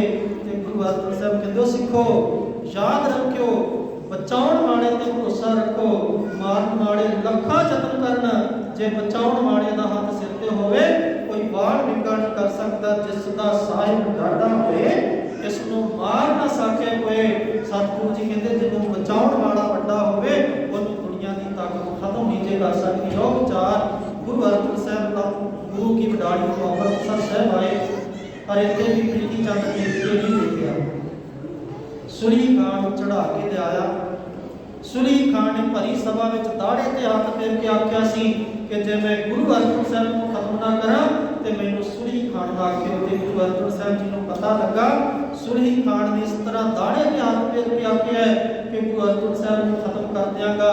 ਤੇ ਗੁਰੂ ਅਰਜਨ ਸਾਹਿਬ ਕਹਿੰਦੇ ਸਿੱਖੋ ਰੱਬ ਦੇ ਭਰੋਸਾ ਰੱਖੋ, ਗੁਰੂ ਤੇ ਵਿਸ਼ਵਾਸ ਰੱਖੋ। ਯਾਦ ਰੱਖਿਓ ਗਰੀਬਾਂ ਉੱਪਰ ਜੇ ਖਿੰਚੈ ਦਾੜੀ ਪਾਰ ਬ੍ਰਹਮ ਸਭ ਅਗਰ ਮੈਂ ਸਾੜੀ ਕੀ ਪਤਾ ਉਹਦੇ ਨਾਲ ਕੀ ਭਾਣੇ ਵਰਤ ਜਾਣੇ ਨੇ। ਸੁਲਹੀ ਖਾਨ ਆਇਆ, ਪ੍ਰਿਥੀ ਚੰਦ ਮਿਲਦਾ ਆਪਣੇ ਕਾਵਿ ਵਿਖਾਉਣ ਲੈ ਗਿਆ। ਅੱਜ ਦੀ ਸ਼ਬਦਾਵਲੀ ਵਿੱਚ ਆਪਾਂ ਭੱਠੇ ਕਹਿ ਸਕਦੇ ਹਾਂ। ਜਦੋਂ ਉੱਥੇ ਖੜਿਆ ਸੁਲਹੀ ਖਾਨ ਦਾ ਘੋੜਾ ਤਰਕ ਗਿਆ, ਬਲਦੇ ਹੋਏ ਭੱਠੇ ਵਿੱਚ ਡਿੱਗਦਾ ਤੇ ਸੁਲਹੀ ਖਾਨ ਸੜ ਕੇ ਰਾਖ ਹੋ ਗਿਆ। ਤੇ ਗੁਰੂ ਅਰਜਨ ਸਾਹਿਬ ਨੂੰ ਆਖਿਆ ਸਤਿਗੁਰੂ ਸੁਲਹੀ ਖਾਨ ਦੀ ਮੌਤ ਹੋ ਗਈ। ਸਤਿਗੁਰੂ ਜੀ ਨੇ ਆਖਿਆ ਰੱਬ ਦਾ ਸ਼ੁਕਰ ਕਰੋ, ਸੁਲਹੀ ਤੇ ਨਾਰਾਇਣ ਰਾਖ, ਸੁਲਹੀ ਕਾ ਹਾਥ ਕਹੀਂ ਨਾ ਪਹੁੰਚੈ, ਸੁਲਹੀ ਕੋਈ ਹੁਆ ਨਾ ਬਾਕ। ਸਤਿਗੁਰੂ ਕਹਿੰਦੇ ਨਾ ਬਾਕ ਹੋ ਕੇ ਮਰਿਆ। ਕਿਉਂ? ਇਸਲਾਮ ਧਰਮ ਦੇ ਵਿੱਚ ਸਾੜਦੇ ਨਹੀਂ, ਕਹਿੰਦੇ ਜਿਹੜਾ ਸਾੜਿਆ ਜਾਏ ਉਹ ਅਪਵਿੱਤਰ ਹੈ। ਸਤਿਗੁਰੂ ਜੀ ਕਹਿੰਦੇ ਉਹਦੇ ਜਿਉਂਦਾ ਹੀ ਸੜ ਕੇ ਮਰ ਗਏ, ਇਹਦੇ ਤੋਂ ਵੱਡੀ ਪਵਿੱਤਰਤਾ ਨਹੀਂ ਹੋ ਸਕਦੀ। ਸੁਲਹੀ ਖਾਨ ਦੀ ਮੌਤ ਹੋ ਗਈ ਪਰ ਪ੍ਰਿਥੀ ਚੰਦ ਟਿਕਿਆ ਨਹੀਂ। ਸੁਲਹੀ ਖਾਨ ਦਾ ਜੈ ਉਹਨੂੰ ਚੜਾ ਲਿਆਇਆ। ਗੁਰੂ ਅਰਜਨ ਸਾਹਿਬ ਜੀ ਤੇ ਹਮਲਾ ਕਰਨ ਆਇਆ ਸੁਲਹੀ ਖਾਨ, ਇੱਕ ਸੈਯਦ ਦੇ ਨਾਲ ਝਗੜਾ ਹੋਇਆ, ਉਹਨੇ ਪੇਟ ਵਿੱਚ ਛੁਰਾ ਮਾਰ ਕੇ ਸੁਲਹੀ ਖਾਨ ਨੂੰ ਪਾਰ ਬੁਲਾ ਦਿੱਤਾ। ਇੱਕ ਗੁਰੂ ਗ੍ਰੰਥ ਸਾਹਿਬ ਜੀ ਦੇ ਵਿੱਚ ਬਚਨ ਹੈ ਸਾਧ ਸੰਗਤ। ਸਤਿਗੁਰੂ ਜੀ ਕਹਿੰਦੇ ਨੇ ਜੋ ਬੰਦਾ ਚਿਤਵੈ ਪੂਰੇ ਸਤਿਗੁਰੂ ਕਾ, ਜਿਹੜਾ ਮਨੁੱਖ ਪੂਰੇ ਸਤਿਗੁਰੂ ਦੇ ਬਾਰੇ ਭੈੜੀ ਸੋਚ ਰੱਖਦਾ ਹੈ ਨਾ, ਪੂਰੇ ਸਤਿਗੁਰੂ ਦੇ ਬਾਰੇ ਜਿਹੜਾ ਬੰਦਾ ਸੋਚਦਾ ਹੈ, ਸਤਿਗੁਰੂ ਕਹਿੰਦੇ ਆਪ ਪਾਵਨ ਹਾਰੇ ਮਾਰਿਆ, ਉਹਨੂੰ ਪੈਦਾ ਕਰਨ ਵਾਲਾ ਪਰਮਾਤਮਾ ਆਪ ਹੀ ਨਾਸ਼ ਕਰ ਦਿੰਦਾ। ਤੂੰ ਮੇਰੇ ਸਰਗੁਣ ਸਰੂਪ ਦੇ ਨਾਲ ਵੈਰ ਪਾਉਣਾ, ਤੇਰਾ ਕੋਈ ਭਲਾ ਨਹੀਂ ਹੋਏਗਾ ਤੇ ਪਰਮਾਤਮਾ ਦਾ ਨਾਸ਼ ਜ਼ਰੂਰ ਕਰਦਾ ਹੈ। ਸਮਾਂ ਮਿਲ ਸਕਦਾ ਹੈ, ਹੋ ਸਕਦਾ ਹੈ ਸਮਾਂ ਪੈ ਜੇ, ਪਰ ਪਰਮਾਤਮਾ ਦੇ ਕੀਤੇ ਦੀ ਸਦਾ ਉਹਨੂੰ ਜ਼ਰੂਰ ਵਕਤ ਦਿੰਦਾ ਹੈ। ਉਹ ਵਿਚਾਰ ਧੰਨ ਗੁਰੂ ਅਰਜਨ ਦੇ ਸੱਚੇ ਪਾਤਸ਼ਾਹ ਜੀ ਨੇ ਆਦਿ ਵੀ ਗੁਰੂ ਗ੍ਰੰਥ ਸਾਹਿਬ ਜੀ ਦੀ ਰਚਨਾ ਕੀਤੀ। ਸਭ ਤੋਂ ਵੱਡੀ ਬਖਸ਼ਿਸ਼ ਜਿਹੜੀ ਮਨੁੱਖਤਾ ਤੇ ਕੀਤੀ, ਗੁਰੂ ਅਰਜਨ ਸਾਹਿਬ ਜੀ ਨੇ ਗੁਰੂ ਗ੍ਰੰਥ ਸਾਹਿਬ ਜੀ ਦੀ ਸੰਪਾਦਨਾ ਕਰਾਈ। 1601 ਤੋਂ ਲੈ ਕੇ 1604 ਈਸਵੀ ਤੱਕ ਲਗਭਗ 3 ਸਾਲ ਦਾ ਸਮਾਂ ਲੱਗਿਆ ਜੀ ਗੁਰੂ ਗ੍ਰੰਥ ਸਾਹਿਬ ਜੀ ਦੀ ਬਾਣੀ ਨੂੰ ਤਿਆਰ ਕਰਨ ਵਾਸਤੇ। ਸਾਡੇ ਕੋਲ 3 ਮਿੰਟ ਦਾ ਸਮਾਂ ਨਹੀਂ ਕਿ ਬਹਿ ਕੇ ਜਪਜੀ ਸਾਹਿਬ ਪੜ੍ਹ ਕੇ ਤੇਰੀ ਨਾਲ ਗੁਰੂ ਕਿਰਪਾ ਕਰੇ। ਗੁਰੂ ਅਰਜਨ ਸਾਹਿਬ ਜੀ ਨੇ 3 ਸਾਲ ਦੀ ਮਿਹਨਤ ਮੁਸ਼ੱਕਤ ਤੋਂ ਬਾਅਦ ਆਦਿ ਗੁਰੂ ਗ੍ਰੰਥ ਸਾਹਿਬ ਜੀ ਦੀ ਲੀਲ ਦੀ ਸਿਰਜਣਾ ਕੀਤੀ। ਭਾਈ ਗੁਰਦਾਸ ਜੀ ਲਿਖਾਰੀ ਨੇ ਭਾਈ ਬੰਨੋ ਦੀ ਕਾਲਮ ਜਿਹੜੀ ਕਲਮ ਦਵਾਤ ਸ਼ਾਹੀ ਕਾਗਜ਼ ਆਦਿ ਦਾ ਪ੍ਰਬੰਧ ਕਰਦੇ ਰਹੇ। ਜਿਲਦ ਤਿਆਰ ਹੋਈ 1604 ਦੇ ਵਿੱਚ ਧੰਨ ਗੁਰੂ ਅਰਜਨ ਸਾਹਿਬ ਜੀ ਨੇ ਬਾਬਾ ਬੁੱਢਾ ਸਾਹਿਬ ਨੂੰ ਮੁੱਖ ਗ੍ਰੰਥੀ ਲਾ ਕਰਕੇ ਧੰਨ ਗੁਰੂ ਗ੍ਰੰਥ ਸਾਹਿਬ ਜੀ ਦਾ ਪਹਿਲਾ ਪ੍ਰਕਾਸ਼ ਸੱਚਖੰਡ ਸ੍ਰੀ ਹਰਿਮੰਦਰ ਸਾਹਿਬ ਜੀ ਦੇ ਵਿੱਚ ਕਰਵਾਇਆ। ਹੁਣ ਧਿਆਨ ਰੱਖਿਓ ਗੁਰੂ ਅਰਜਨ ਸਾਹਿਬ ਜੀ ਦੀ ਸ਼ਹੀਦੀ ਦੇ ਕਈ ਕਾਰਨ ਨੇ। ਇੱਕ ਪ੍ਰਿਥੀ ਚੰਦ ਦੀ ਈਰਖਾ ਘਰੇਲੂ ਮਸਲਾ ਹੈ, एक चंदू ब्राह्मण जिहड़ा ये छोटे छोटे कई कारण ने। चंदू ब्राह्मण ओदी लड़की का रिश्ता लागियां ने गुरु हरगोबिंद साहब नाल कीता है। चंदू को जाके दसिया कहते तुसीं चुबारे की इट बोरी नाल लाई। सिख संगतां नूं पता लग्या गुरु साहब कहते हंकार भारे कोड़ कोड़दा है, यदि लड़की का रिश्ता नहीं लेना। तो गुरु साहब ने संगत की बेनती को हुक्म करके मन्निया, चंदू की लड़की का रिश्ता मोड़ दिता। चंदू इस ईर्खा विच है कि तुसीं मेरी जात बराती विच मैनूं बेइज्जत कीता, मेरी लड़की का रिश्ता मोड़िया। हालांकि हंकार ओहदा अपने इल्जाम गुरु हरगोबिंद साहब ते लाया गया। ओहदे अंदर दी अग सी। एक जदों सतगुरु जी ने गुरु ग्रंथ साहब जी की रचना की, लाहौर तो 3-4 भगत आए ने, कान्हा पीलू सच्चू शाह हुसैन कहते साडी भी बाणी गुरु ग्रंथ साहब च दर्ज करो। सतगुरु जी ने सुनी उन्हां दी बाणी गुरमत सिद्धांतां दे उल्ट सी। सतगुरु कहते बाणी दर्ज नहीं हो सकती। सतगुरु ने बाणी दर्ज नहीं की। वो भी औके होके गए। सतगुरु जी ने कहते तुहानूं वेख लवां। सतगुरु जी ने कोई वचन नहीं आख्या। कान्हा लाहौर जाता राह विच टांगे तो डिग के मर गया। बाकी दे दिन जिहड़े सी सच्चू पीलू शाह हुसैन ये चंदू का रिश्तेदार सी। कान्हा इन्हां ने आपस में साठ-गांठ की। इन्हां ने गुरु हरगोबिंद साहब के खिलाफ कंन भरने शुरू कर दिते। जहांगीर भी बड़ा तपस्वी सी, वो भी हर पक्ष तो, क्योंकि जदों उन्होंने सिंघासन ते बिठाया जाता है उदों सिंघासन ते बिठाउण दा कारण ये सी कि अकबर जिहड़ा है ये सारियां नाल मिल वरतन वाला सुभाव रखता है। ये राज में इस्लाम का जोड़ा बोलबाला नहीं हो सकेगा, इनू पासे हटाना चाहिए। अकबर असल में खुसरो अपने पोतरे को राज सिंघासन से बिठाना चाहता है। तो खुसरो भी जोड़े धार्मिक वृत्ति का बंदा है, उन्हें भी जोड़ा वो किसी के खिलाफ नहीं सी करनी। पर उन्होंने जहांगीर को जोड़े उस वेले के धार्मिक आगू से जिन्होंने शेख अहमद सरहदी, अहमद बुखारी नक्शबंदी संप्रदाय के आगू, माफ करियो जिन्होंने अज जोड़े पीर करके मन्ने जा रहे हैं, सखी सरवरी लखां दे दाते। अफसोस इस गल का है कि जिन्हों लोगों के पैरोकारां ने गुरु हरगोबिंद साहब जी को शहीद करने में कोई कसर नहीं जो छड्डी, उन्होंने वीरां दीयां बड़ियां घर बना के दीवे जगाने शुरू कर दिते। तो माफ करियो फिर असीं भी ते गुरु हरगोबिंद साहब जी की शहीदी के विच दोषी मन्ने जावांगे कि जिन्होंने शहीद करवाया उन्हों की पूजा करने। असीं जिहड़े नहीं करते गुरु कृपा करे गुरु नाल जुड़न, जिहड़े पीरां नूं मनदे उन्हां याद रखियो। हुण गुरु हरगोबिंद साहब जी की शहीदी के कारण ने कि सतगुरु जी ने गुरु ग्रंथ साहब जी की रचना की है। तो जदों गुरमत का प्रचार प्रसार हो रहा है तो भाई लंगाह जी वर्गे गुरसिख जिहड़े 80-85 पिंडां के चौधरी ने, ते असल में ये मानते सी सखी सरवरियां नूं, लखां दे दाते की पूजा करते हैं, पीरां नूं मनदे ने। गुरबाणी सुनी, गुरु के वचन सुने तो गुरु चरणों नाल जुड़ गए। पीर खाना ढा दिता तो गुरु वाले बन के गुरसिੱਖੀ धारण कर ली। भाई मंझ जिहड़े 25 पिंडां के चौधरी सी, गुरु हरगोबिंद साहब की शरण विच आए, सिੱਖੀ के नाल जुड़े, गुरु के चरणों नाल जुड़ के सिੱਖੀ धारण की ते पीर खाना ढा दिता। बड़े ने ऐसे भाई बहलो जी, भाई प्यारा जी, कईयां का नाम लिया जा सकता है जिन्होंने गुरु चरणों नाल जुड़ के पीरां की पूजा छड्ड दित्ती। हुण जिहड़े पीरां नूं मन्नण वाले सी उन्होंने इसका मेन कारण गुरु हरगोबिंद साहब जी को समझा कि जिन्ना चिर ये इस धरती पर मौजूद ने, गुरमत का प्रचार प्रसार करते लोगों को सीधे राह पा रहे हैं, तद तक लोगों ने साडी पूजा नहीं करनी, तद तक लोगों ने पीरां नूं नहीं मनना। वहमां भरमां कर्मां कांडां पखंडां चों लोग मुक्त हो जाएंगे। इस गुरु हरगोबिंद साहब को रस्ते चों हटाउणा चाहिए। अकबर जिहड़ा है वो इस काम वास्ते राजी नहीं सी। इन्होंने जहांगीर को तख्त पर बिठाने वास्ते अकबर को जहर दे के मरवाया जी। इनू ऐसा जहर दिता गया जिहड़ा सहजे सहजे असर करता सी। कई दिनों तो बाद अकबर मंजे ते पैंदा है। अकबर की मौत तो बाद जहांगीर को सिंघासन पर बिठाया जाता है तो सिंघासन पर बैठने तो 2 साल बाद ही जहांगीर ने अपने रंग विखाने शुरू कर दिए। ये तपस्वी सी। इन्हें अपनी लिखत के विच लिखिया है कि मैनू पता लगा सी, कहते एक ब्यास दरिया के कंढे ते झूठ की दुकान चलती है, गोइंदवाल साहब की धरती को गुरु ਨਾਨਕ ਦੇ ਸੱਚੇ ਘਰ ਦੀ ਗੱਲ ਕਰਦਿਆਂ ਜਹਾਂਗੀਰ ਕਹਿੰਦਾ ਇਹ 3-4 ਪੀੜ੍ਹੀਆਂ ਤੋਂ ਦੁਕਾਨ ਚੱਲ ਰਹੀ ਸੀ ਤੇ ਮੇਰਾ ਮਨ ਸੀ ਉਸ ਅਰਜੁਨ ਨਾਮੀ ਹਿੰਦੂ ਨੂੰ। ਇਹ ਗੁਰੂ ਅਰਜਨ ਸਾਹਿਬ ਜੀ ਦੇ ਬਾਰੇ ਕਹਿੰਦਾ ਕਿਉਂਕਿ ਉਹਦੀ ਲਿਖਤ ਹੈ, ਉਹਨੇ ਆਪਣੇ ਢੰਗ ਨਾਲ ਲਿਖਿਆ ਹੈ।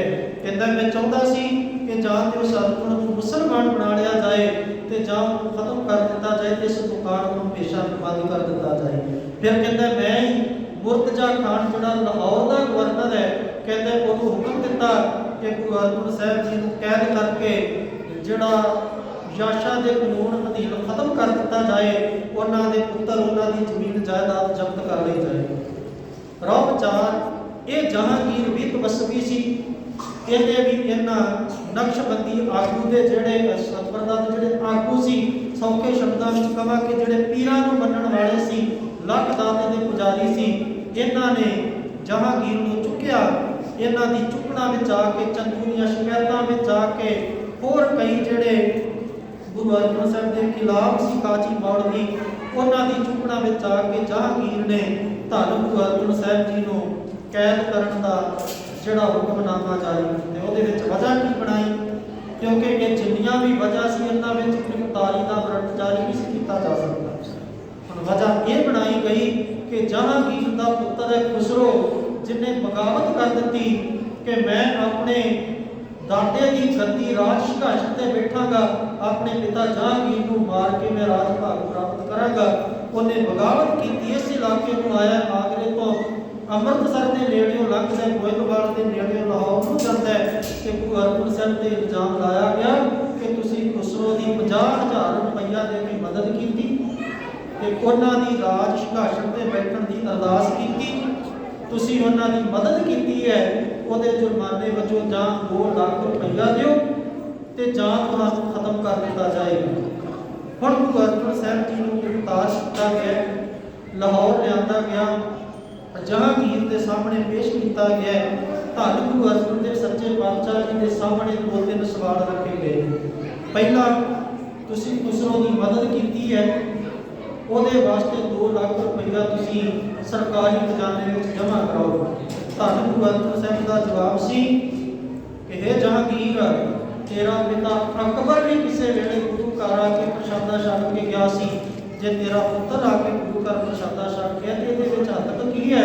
ਦੂਸਰੀ ਗੱਲ ਹੈ, ਇਹ ਜਿਹੜੇ ਪੈਸੇ ਸੰਗਤਾਂ ਦਾ ਧਨ ਹੈ, ਸੰਗਤਾਂ ਦੀ ਦਸਵੰਧ ਦੀ ਭੇਟ ਹੈ, ਸੰਗਤਾਂ ਦੀ ਪਿਆਰ ਭੇਟ ਹੈ, ਇਹਦੇ ਨਾਲ ਮੈਂ ਖੂਹ ਤੇ ਲਵਾ ਸਕਦਾ, ਸਰੋਵਰ ਤਲਾਬ ਤੇ ਬਣਵਾ ਸਕਦਾ, ਬਾਗ ਧਰਮਸ਼ਾਲਾਵਾਂ ਤੇ ਬਣਾ ਸਕਦਾ, ਇਹਦੇ ਵਾਸਤੇ ਲੋਕਾਂ ਦੀ ਸੁੱਖ ਸਹੂਲਤ ਵਾਸਤੇ ਦਵਾਖਾਨੇ ਕੋੜਖਾਨੇ ਤੇ ਬਣਾ ਸਕਦਾ, ਪਰ ਇਹ ਪੈਸਾ ਕਿਸੇ ਵੀ ਤਰ੍ਹਾਂ ਮੈਂ ਸਰਕਾਰੀ ਖਜ਼ਾਨੇ ਵਿੱਚ ਜਮ੍ਹਾਂ ਨਹੀਂ ਕਰਾਂਗਾ। ਹਾਲਾਂਕਿ ਲਾਹੌਰ ਦੀ ਸੰਗਤ ਨੇ ਕਹਿ ਦਿੱਤਾ ਕਿ ਅਸੀਂ ਪੈਸੇ ਇਕੱਠੇ ਕਰਕੇ ਦੇ ਦਿਆਂਗੇ, ਪਰ ਗੁਰੂ ਅਰਜਨ ਸਾਹਿਬ ਨੇ ਆਖਿਆ ਨਹੀਂ ਭਾਈ, ਇਹ ਸੰਗਤ ਦਾ ਧਨ ਦੌਲਤ ਪੈਸਾ ਸੰਗਤ ਦੀ ਸੁੱਖ ਸਹੂਲਤ ਵਾਸਤੇ ਖਰਚ ਹੋਣਾ ਚਾਹੀਦਾ। ਰੋਹ 4 ਸਤਿਗੁਰੂ ਜੀ ਨੇ ਮਨਾ ਕਰ ਦਿੱਤਾ। ਹੁਣ ਦੂਸਰੀ ਗੱਲ ਸੀ ਕਿ ਜਿਹੜਾ ਤੁਸੀਂ ਗੁਰੂ ਗ੍ਰੰਥ ਸਾਹਿਬ ਦਾ ਸਰੂਪ ਲਿਖਿਆ, ਇਹਦੇ ਵਿੱਚ ਮੁਹੰਮਦ ਸਾਹਿਬ ਦੀ ਤਾਰੀਫ ਦੇ ਸ਼ਬਦ ਲਿਖੋ ਤੇ ਜਿਹੜੇ ਇਹਦੇ ਵਿੱਚ ਇਸਲਾਮ ਦੇ ਖਿਲਾਫ ਸ਼ਬਦ ਨੇ ਉਹਨਾਂ ਨੂੰ ਕੱਢ ਦਿਓ। ਹਾਲਾਂਕਿ ਗੁਰੂ ਗ੍ਰੰਥ ਸਾਹਿਬ ਜੀ ਦੇ ਵਿੱਚ ਹਰ ਇੱਕ ਨੂੰ ਆਪਣੇ ਧਰਮ ਵਿੱਚ ਪੱਕਾ ਰਹਿਣ ਦਾ ਉਪਦੇਸ਼ ਦਿੱਤਾ ਹੈ ਤੇ ਜਦੋਂ ਮੁਸਲਮਾਨ ਦੀ ਗੱਲ ਕੀਤੀ ਤੇ ਗੁਰੂ ਨਾਨਕ ਸਾਹਿਬ ਕਹਿੰਦੇ ਨੇ ਮੁਸਲਮਾਨ ਮੋਮ ਦਿਲ ਹੋਵੇ ਅੰਤਰ ਕੀ ਮਨ ਦਿਲ ਦੇ ਹੋਵੇ। ਗੁਰੂ ਨਾਨਕ ਸਾਹਿਬ ਕਹਿੰਦੇ 5 ਨਿਵਾਜ਼ਾਂ ਵਕਤ 5 ਪੰਜੇ ਨਾਉ, ਪਹਿਲਾ ਸੱਚ ਆਧਾਰ ਹੋਏ, ਤੀਜਾ ਖੈਰ ਖੁਦਾਏ, ਚੌਥੀ ਨੀਅਤ ਰਾਸ ਮਨ, ਪੰਜਵੀਂ ਸਿੱਧ ਸੁਨਾਏ, ਕਰਨੀ ਕਰਨਾ ਆਰਕੈ ਤਾਂ ਮੁਸਲਮਾਨ ਸੁਨਾਏ। ਮੁਸਲਮਾਨ ਕੌਣ ਹੁੰਦਾ ਹੈ? ਗੁਰੂ ਨਾਨਕ ਸਾਹਿਬ ਨੇ ਦੱਸਿਆ ਮੁਸਲਮਾਨ ਕਹਾਵਣ ਮੁਸ਼ਕਲ ਜਾਂ ਹੋਏ ਤਾਂ ਮੁਸਲਮਾਨ ਕਹਾਵੇ, ਰੱਬ ਕੀ ਰਜਾਏ ਮੰਨੇ ਸਿਰ ਉੱਪਰ, ਕਰਤਾ ਮੰਨੇ ਆਪ ਗਵਾਵੇ, ਤੋ ਨਾਨਕ ਸਰਬ ਜੀਆਂ ਮੇ ਰਹਿਮਤ ਹੋਏ ਤਾਂ ਮੁਸਲਮਾਨ ਕਹਾਵੇ। ਮੁਸਲਮਾਨ ਕੌਣ ਹੁੰਦਾ ਹੈ? ਇਹ ਵੀ ਗੁਰੂ ਗ੍ਰੰਥ ਸਾਹਿਬ ਜੀ ਨੇ ਸਮਝਾਇਆ। ਪਰ ਐਡੀ ਚੁੱਕਣਾ ਮਿਲ ਚੁੱਕੀ ਸੀ ਕਿ ਗੁਰੂ ਅਰਜਨ ਸਾਹਿਬ ਨੂੰ ਕਹਿੰਦੇ ਨੇ ਮੁਹੰਮਦ ਸਾਹਿਬ ਦੀ ਤਾਰੀਫ ਲਿਖੋ, ਇਸਲਾਮ ਦੀ ਸਿੱਖ ਵਿੱਚ ਬਾਣੀ ਲਿਖੋ। ਸਤਿਗੁਰੂ ਕਹਿੰਦੇ ਇਹ ਨਹੀਂ ਹੋ ਸਕੇਗਾ, ਇਹ ਧੁਰ ਦੀ ਬਾਣੀ ਹੈ, ਇਹਦੇ ਵਿੱਚ ਮਿਲਾਵਟ ਨਹੀਂ ਕੀਤੀ ਜਾ ਸਕਦੀ। ਰੋਹ 4 ਚੰਦੂ ਆਇਆ, ਕਹਿੰਦਾ ਮੇਰੀ ਲੜਕੀ ਦਾ ਰਿਸ਼ਤਾ ਪ੍ਰਵਾਨ ਕਰ ਲਓ, ਤੁਹਾਨੂੰ ਅਜੇ ਵੀ ਬਖਸ਼ ਦਿੱਤਾ ਜਾਏਗਾ, ਤੁਹਾਡੀ ਜਾਨ ਬਖਸ਼ ਦਿੱਤੀ ਜਾਏਗੀ। ਸਤਿਗੁਰੂ ਕਹਿੰਦੇ ਚੰਦੂ ਕੱਲ ਵੀ ਜਵਾਬ ਸੀ, ਅੱਜ ਵੀ ਜਵਾਬ ਹੈ। ਸੰਗਤ ਦਾ ਹੁਕਮ ਸੀ, ਪ੍ਰਵਾਨ ਕੀਤਾ ਹੈ, ਤੇਰੀ ਲੜਕੀ ਦਾ ਰਿਸ਼ਤਾ ਨਹੀਂ ਮਿਲ ਸਕਦਾ, ਤੇਰੀ ਲੜਕੀ ਨਾਲ ਰਿਸ਼ਤਾ ਨਹੀਂ ਹੋ ਸਕਦਾ। ਤੇ ਚੰਦੂ ਐਡਾ ਕੋ ਦੁਸ਼ਟ ਬੰਦਾ ਹੈ, ਜਹਾਂਗੀਰ ਹੁਕਮ ਦੇ ਕੇ ਚਲੇ ਗਿਆ ਕਿ ਇਹਨਾਂ ਨੂੰ ਜਾਂ ਤੇ ਇਹਨਾਂ ਕੋਲੋਂ ਜੁਰਮਾਨਾ ਲਓ ਤੇ ਜਾਂ ਖਤਮ ਕਰ ਦਿੱਤਾ ਜਾਏ। ਔਰ ਸਿਆਸਤ ਬਾਬਾ ਯਾਸਾ ਦੇ ਕਾਨੂੰਨ ਦਾ ਅਧੀਨ, ਯਾਸ਼ਾ ਦਾ ਕਾਨੂੰਨ ਇੱਕ ਐਸਾ ਕਾਨੂੰਨ ਹੈ ਜਿਹਦੇ ਵਿੱਚ ਇਹ ਲਿਖਿਆ ਗਿਆ ਹੈ ਕਿ ਜਦੋਂ ਕਿਸੇ ਰੱਬ ਦੀ ਬੰਦਗੀ ਕਰਨ ਵਾਲੇ ਨੂੰ ਮਾਰਨਾ ਹੈ, ਇਸ ਢੰਗ ਨਾਲ ਮਾਰੋ ਕਿ ਉਹਦੇ ਖੂਨ ਦਾ ਟੁਕੜਾ ਧਰਤੀ ਤੇ ਨਾ ਡਿੱਗੇ, ਕਿਉਂਕਿ ਉਹਦੇ ਖੂਨ ਦੀ ਇੱਕ ਬੂੰਦ ਚੋਦੇ ਵਰਗੇ ਹਜ਼ਾਰਾਂ ਪੈਦਾ ਹੋ ਜਾਣਗੇ। ਉਹਦੇ ਖੂਨ ਦਾ ਟੁਕੜਾ ਧਰਤੀ ਤੇ ਵੀ ਡਿੱਗਣਾ ਚਾਹੀਦਾ। ਉਹ ਵਿਚਾਰ ਅੱਜ ਦੇ ਉਸ ਸਮੇਂ ਦੀ ਜਿਹੜੀ ਤਰੀਕ ਸੀ, ਉਸ ਅਨੁਸਾਰ 25 ਮਈ ਵਾਲੇ ਦਿਨ ਗੁਰੂ ਅਰਜਨ ਸਾਹਿਬ ਜੀ ਨੂੰ ਚੰਦੂ ਆਪਣੀ ਹਵੇਲੀ ਵਿੱਚ ਲੈ ਕੇ ਗਿਆ। ਸਾਧ ਸੰਗਤ ਇਤਿਹਾਸ ਬੜਾ ਲੰਮੇ ਪਰ ਸਮੇਂ ਦੀ ਸੀਮਾ ਵਿੱਚ ਰਹਿ ਕੇ ਬੜੀ ਸੰਖੇਪ ਬੇਨਤੀ ਕਰ ਰਹੇ ਹਾਂ। ਚੰਦੂ ਦੁਸ਼ਟ ਧੰਨ ਗੁਰੂ ਅਰਜਨ ਸਾਹਿਬ ਨੂੰ ਆਪਣੇ ਘਰ ਲੈ ਕੇ ਗਿਆ, ਹਵੇਲੀ ਵਿੱਚ ਬੰਦ ਕੀਤਾ। ਉੱਥੇ ਜਾ ਕੇ ਸਤਿਗੁਰੂ ਜੀ ਦੇ ਇੱਕ ਕਮਰੇ ਵਿੱਚ ਕੈਦ ਕਰ ਦਿੱਤਾ ਗਿਆ। 5 ਸਿੱਖ ਗੁਰੂ ਅਰਜਨ ਸਾਹਿਬ ਦੇ ਨਾਲ ਨੇ, ਭਾਈ ਵਿਧੀ ਚੰਦ, ਭਾਈ ਜੇਠਾ, ਭਾਈ ਬੈਣਾ, ਭਾਈ ਪਿਰਾਣਾ, ਭਾਈ ਮਦਾ। ਇਹ 5 ਸਿੱਖਾਂ ਨੂੰ ਰੱਸਿਆਂ ਨਾਲ ਬੰਨ੍ਹ ਕੇ ਰੱਖਿਆ ਗਿਆ। ਧੰਨ ਗੁਰੂ ਅਰਜਨ ਸਾਹਿਬ ਜੀ ਦੇ ਬਾਰੇ ਚੰਦੂ ਦੁਸ਼ਟ ਆਪਣੇ ਸਿਪਾਹੀਆਂ ਨੂੰ ਕਹਿੰਦਾ ਹੈ, ਅੰਨ ਪਾਣੀ ਪਹੁੰਚਣ ਦਿਓ ਨਹੀਂ। ਕਹਿੰਦਾ ਇਹਨਾਂ ਦੇ ਕੋਲ ਕਿਸੇ ਤਰ੍ਹਾਂ ਦਾ ਅੰਨ ਪਾਣੀ ਨਹੀਂ ਪਹੁੰਚਣਾ ਚਾਹੀਦਾ। ਹੁਣ ਧਿਆਨ ਦਿਓ ਜੀ, ਜੇਠ ਦਾ ਮਹੀਨਾ ਹੈ, ਅੱਤ ਦੀ ਗਰਮੀ ਹੈ। ਧੰਨ ਗੁਰੂ ਅਰਜਨ ਸਾਹਿਬ ਜੀ ਨੂੰ ਪੀਣ ਵਾਸਤੇ ਪਾਣੀ ਨਹੀਂ ਦਿੱਤਾ ਜਾ ਰਿਹਾ, ਖਾਣ ਵਾਸਤੇ ਪ੍ਰਸ਼ਾਦਾ ਨਹੀਂ ਦਿੱਤਾ ਜਾ ਰਿਹਾ। ਤੇ ਸੂਰਜ ਪ੍ਰਕਾਸ਼ ਗ੍ਰੰਥ ਵਿੱਚ ਲਿਖਿਆ ਹੈ ਕਿ ਇੱਥੋਂ ਤੱਕ ਚੰਦੂ ਨੇ ਆਖਿਆ ਇਹਨਾਂ ਨੂੰ ਰਾਤ ਦੇ ਸਮੇਂ ਸੌਣ ਨਹੀਂ ਦੇਣਾ, ਲੇਟਣ ਲੱਗਣ ਇਹਨਾਂ ਨੂੰ ਲੇਟਣ ਨਹੀਂ ਦੇਣਾ, ਇੱਦਾਂ ਹੀ ਚੌਂਕੜਾ ਮਾਰ ਕੇ ਬਿਠਾ ਕੇ ਰੱਖਣਾ, ਇਹਨਾਂ ਨੂੰ ਅੱਖ ਨਹੀਂ ਝਪਕਣ ਦੇਣੀ। ਇਹ ਵੀ ਤੇ ਇੱਕ ਵੱਡਾ ਤਸੀਹਾ ਹੀ ਹੈ ਨਾ, ਕਿੱਡਾ ਵੱਡਾ ਤਸੀਹਾ। ਇੱਕ ਪਾਸੇ ਪਿਆਸ ਦਾ ਦੁੱਖ ਹੈ, ਭੁੱਖ ਦਾ ਦੁੱਖ ਹੈ, ਉੱਪਰੋਂ ਸਤਿਗੁਰੂ ਜੀ ਨੂੰ ਆਰਾਮ ਵੀ ਨਹੀਂ ਕਰਨ ਦਿੱਤਾ ਗਿਆ। ਔਰ ਚੰਦੂ ਨੇ 5 ਮਈ ਇੱਕ ਦਿਨ ਪੂਰਾ ਗੁਰੂ ਅਰਜਨ ਸਾਹਿਬ ਨੂੰ ਇਹ ਤਸੀਹੇ ਦਿੱਤੇ। ਅਗਲਾ ਦਿਨ ਆਇਆ, ਚੰਦੂ ਦੁਸ਼ਟ ਆਉਂਦਾ ਹੈ, ਗੁਰੂ ਅਰਜਨ ਸਾਹਿਬ ਨੂੰ ਕਹਿੰਦੇ ਅਜੇ ਵੀ ਵੇਲਾ ਹੈ, ਤੁਹਾਡੇ ਕੋਲ ਸਮਾਂ ਹੈ, 2 ਲੱਖ ਰੁਪਏ ਦਾ ਜੁਰਮਾਨਾ ਭਰ ਦਿਓ ਤੇ ਮੇਰੀ ਲੜਕੀ ਦਾ ਰਿਸ਼ਤਾ ਪ੍ਰਵਾਨ ਕਰ ਲਓ, ਜਾਨ ਬਖਸ਼ ਦਿੱਤੀ ਜਾਏਗੀ। ਤੇ ਗੁਰੂ ਅਰਜਨ ਸਾਹਿਬ ਕਹਿੰਦੇ ਇਹ ਗੱਲ ਪ੍ਰਵਾਨ ਨਹੀਂ, ਜੋ ਤੇਰਾ ਮਨ ਕਰਦਾ ਚੰਦੂ ਆਪਣੀ ਮਨ ਮਰਜ਼ੀ ਅਨੁਸਾਰ ਸਾਨੂੰ ਦੁੱਖ ਦੇ, ਪਰ ਤੇਰੀ ਇੱਕ ਵੀ ਗੱਲ ਮੰਨੀ ਨਹੀਂ ਜਾਏਗੀ। ਤੇ ਚੰਦੂ ਕਹਿੰਦਾ ਗੁਰੂ ਅਰਜਨ ਸਾਹਿਬ ਕਹਿੰਦੇ ਉਹ ਸਾਹਮਣੇ ਦੇਖ ਦੇਖਦੀ ਆ ਨਾ, ਕਹਿੰਦੇ ਅੱਜ ਉਹ ਅੱਗ ਬਾਲ ਕੇ ਉਹਦੇ ਵਿੱਚ ਪਾਣੀ ਭਰ ਕੇ ਉਬਾਲਿਆ ਜਾਏਗਾ ਤੇ ਤੁਹਾਨੂੰ ਉਹਦੇ ਵਿੱਚ ਬਿਠਾਇਆ ਜਾਏਗਾ। ਉਸ ਦੁਸ਼ਟ ਪਾਪੀ ਨੇ ਸੱਚਮੁੱਚ ਨਹੀਂ ਕੀਤਾ। ਧੰਨ ਗੁਰੂ ਅਰਜਨ ਸਾਹਿਬ ਜੀ ਦੇ ਵਾਸਤੇ ਚੁੱਲ੍ਹਾ ਬਣਾ ਕੇ ਉਹਦੇ ਵਿੱਚ 1.25 ਮਣ ਲੱਕੜਾਂ ਪਾ ਕੇ ਉਹਦੇ ਉੱਪਰ ਦੇਗ ਰੱਖੀ, ਪਾਣੀ ਨਾਲ ਭਰ ਕੇ ਉਹਨੂੰ ਗਰਮ ਕਰ ਦਿੱਤਾ ਗਿਆ।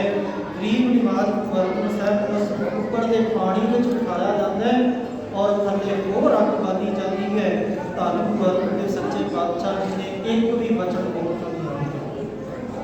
ਗੁਰੂ ਗ੍ਰੰਥ ਸਾਹਿਬ ਜੀ ਵਿੱਚ ਵਚਨ ਹੈ, ਗੁਲਾਮ ਨੂੰ ਮੈਂ ਕਾਬੂ ਨਾ ਦਿਓ, ਮਨ ਮੀਠ ਤੁਹਾਰੋ ਕੀਓ ਜੋ ਰਾਮ ਰੱਖੈ ਤਿਉ ਰਹੀਆ ਰੇ ਭਾਈ, ਹਰ ਕੀ ਮਹਿਮਾ ਕਿਛ ਕਹਿ ਨਾ ਜਾਈ, ਹੁਕਮ ਰਜਾਈ ਚੱਲਣਾ।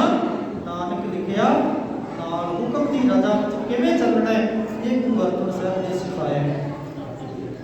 ਸਵਾ ਪਹਿਰ ਦੇਗ ਦੇ ਵਿੱਚ ਉਬਾਲਿਆ ਗਿਆ। ਸਤਿਗੁਰੂ ਜੀ ਦੇ ਤਨ ਤੋਂ ਮਾਸ ਹੱਡੀਆਂ ਤੋਂ ਵੱਖਰਾ ਹੋ ਚੁੱਕਿਆ, ਬਾਹਰ ਕੱਢਿਆ ਗਿਆ।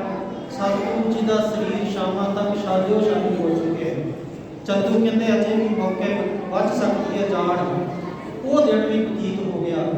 ਅਗਲਾ ਦਿਨ ਆਇਆ, ਚੰਦੂ ਦੁਸ਼ਟ ਫਿਰ ਆਇਆ। ਕਹਿੰਦੇ ਗੁਰੂ ਅਰਜਨ ਸਾਹਿਬ ਨੂੰ ਕਹਿੰਦੇ ਅਜੇ ਵੀ ਮੌਕਾ ਹੈ, ਅੱਜ ਕੱਲ ਨਾਲੋਂ ਵੀ ਜ਼ਿਆਦਾ ਦੁੱਖ ਦਿੱਤਾ ਜਾਏਗਾ, ਸਾਡੀ ਗੱਲ ਮੰਨ ਲਓ, ਬਖਸ਼ੇ ਜਾ ਸਕਦੇ। ਗੁਰੂ ਅਰਜਨ ਸਾਹਿਬ ਕਹਿੰਦੇ ਚੰਦੂ ਤੇਰੇ ਨਾਲ ਕੋਈ ਬਚਨ ਨਹੀਂ, ਜੋ ਤੇਰਾ ਦਿਲ ਕਰਦਾ ਹੈ ਕਰ। ਤੇ ਗੁਰੂ ਅਰਜਨ ਸਾਹਿਬ ਜੀ ਦੇ ਵਾਸਤੇ ਫਿਰ ਇੱਕ ਚੁੱਲ੍ਹਾ ਬਾਲ ਕੇ ਉਹਦੇ ਉੱਤੇ ਲੋਹ ਰੱਖੀ ਗਈ।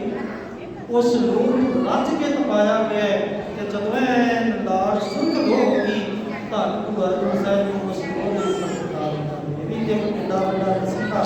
ਇਹਦਾ ਕਾਰਨ ਸੀ ਕੱਲ ਦੇ ਪਾਣੀ ਵਿੱਚ ਉਬਾਲੇ ਗਏ ਨੇ, ਸਰੀਰ ਤੇ ਬਲੂਹੇ ਬਣੇ ਹੋਏ ਨੇ, ਹੁਣ ਇਹ ਬਲੂਹੇ ਫਟਣਗੇ, ਖੂਨ ਜ਼ਮੀਨ ਤੇ ਡਿੱਗੇਗਾ। ਇਹਨਾਂ ਨੂੰ ਲੋਹ ਤੇ ਬਿਠਾਓ, ਬੂਹੇ ਫਟਣਗੇ, ਖੂਨ ਵਗੇਗਾ ਤੇ ਲੋਹ ਤੇ ਸੜਦਾ ਜਾਏਗਾ, ਖੂਨ ਦਾ ਤੁਪਕਾ ਧਰਤੀ ਤੇ ਗਰੀਬ ਦੀ ਮਾਂ ਸਤਿਗੁਰੂ ਗੁਰੂ ਅਰਜਨ ਸਾਹਿਬ ਨੂੰ ਤੱਤੀ ਤਵੀ ਤੇ ਬਿਠਾਇਆ ਗਿਆ। ਸਾਈਂ ਮੀਆਂ ਮੀਰ ਲਾਹੌਰ ਦੇ ਰਹਿਣ ਵਾਲੇ ਸੀ। ਧੰਨ ਗੁਰੂ ਅਰਜਨ ਸਾਹਿਬ ਜੀ ਦੇ ਕੋਲ ਆਏ ਨੇ, ਵੇਖਦੇ ਨੇ ਸਤਿਗੁਰੂ ਇਹ ਕੀ ਕਰ ਰਹੇ ਹੋ? ਤੇ ਗੁਰੂ ਅਰਜਨ ਸਾਹਿਬ ਕਹਿੰਦੇ ਮੀਰ ਜੀ, ਮੀਆਂ ਜੀ, ਤੁਹਾਡੇ ਸਵਾਲ ਦਾ ਜਵਾਬ ਦੇ ਰਹੇ। ਕਿਹੜਾ ਸਵਾਲ? ਤੇ ਸਤਿਗੁਰੂ ਕਹਿੰਦੇ ਤੁਸੀਂ ਵੀ ਇੱਕ ਦਿਨ ਪੋਥੀ ਲੈ ਕੇ ਪੁੱਛਿਆ ਸੀ ਇਸ ਪੰਕਤੀ ਦੇ ਅਰਥ ਕੀ ਨੇ ਕਿ ਤਨ ਮਨ ਕਾਟ ਕਾਟ ਸਭ ਅਰਬੀ ਵਿੱਚ ਅਗਨੀ ਆਪ ਜਲਾਈ। ਮੀਆਂ ਜੀ ਆ ਵੇਖ ਲੋ, ਰੱਬ ਨੂੰ ਪਿਆਰ ਕਰਨ ਵਾਲੇ ਇਸ ਹੱਦ ਤੱਕ ਜਾ ਸਕਦੇ ਨੇ ਕਿ ਆਪਣਾ ਤਨ ਵੀ ਅੱਗ ਵਿੱਚ ਸੜਵਾ ਲੈਂਦੇ ਨੇ, ਪਰ ਰੱਬ ਦੀ ਰਜ਼ਾ ਦੇ ਉਲਟ ਨੀਚੇ ਚੱਲਦੇ। ਸਾਈਂ ਜੀ ਕਹਿੰਦੇ ਸਤਿਗੁਰੂ ਹੁਕਮ ਦਿਓ, ਮੈਂ ਇਹਨਾਂ ਦਾ ਨਾਸ਼ ਕਰ ਦਿਆਂ, ਮੈਂ ਜਹਾਂਗੀਰ ਨੂੰ ਕਹਿ ਕੇ ਚੰਦੂ ਨੂੰ ਖਤਮ ਕਰਵਾ ਸਕਦਾ। ਸਤਿਗੁਰੂ ਤੁਸੀਂ ਹੁਕਮ ਦਿਓ ਤੇ ਮੈਂ ਇਸ ਚੰਦੂ ਦੁਸ਼ਟ ਨੂੰ ਖਤਮ ਕਰਵਾ ਦਿਆਂ। ਤੇ ਗੁਰੂ ਅਰਜਨ ਸਾਹਿਬ ਨੇ ਇੱਕੋ ਬਚਨ ਆਖਿਆ, ਸਾਈਂ ਜੀ ਰੱਬ ਦੀ ਰਜ਼ਾ ਨੂੰ ਮੰਨੇ। ਬੜੇ ਪਿਆਰੇ ਬਚਨ ਕਵੀ ਨੇ ਆਖੇ ਨੇ, ਕਹਿੰਦਾ ਚਾਰੋਂ ਤਰਫ ਅੱਗ ਬਰਸੇ, ਸੇਕ ਸੀ ਤਨ ਸਾੜਦਾ। ਇੱਕ ਵਿਦਵਾਨ ਦੀ ਕਵਿਤਾ ਲਿਖੀ ਆ, ਚਾਰ ਸ਼ਬਦ ਲਿਖੇ ਨੇ, ਕਹਿੰਦਾ ਚਾਰੋਂ ਤਰਫੇ ਅੱਗ ਬਰਸੇ, ਸੇਕ ਸੀ ਤਨ ਸਾੜਦਾ, ਛਾਲੇ ਛਾਲੇ ਹੋ ਗਿਆ ਜੁੱਸਾ ਸੱਚੀ ਸਰਕਾਰ ਦਾ।